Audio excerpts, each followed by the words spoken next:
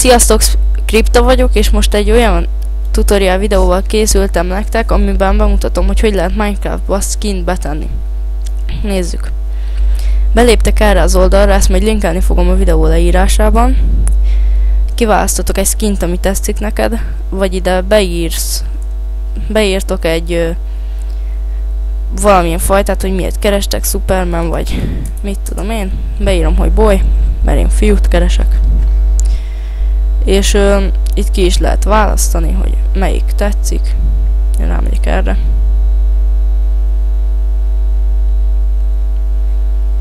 És itt rámentek arra, hogy download to computer. Na. Bocsánat. Tehát rámentek. Ezt megvárjátok, amíg végez. Ha az megvan, akkor na. Kihúzzátok ide az asztalra. Ezt bezárhatjátok. És ezt átnevezitek szarra. Jó. Megnyitjátok az updatát.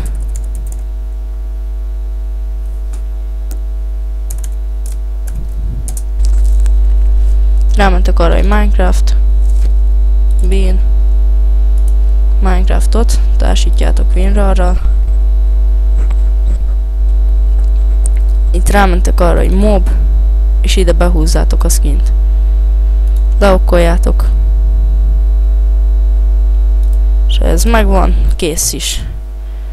Na hát ennyi lett volna, sziasztok!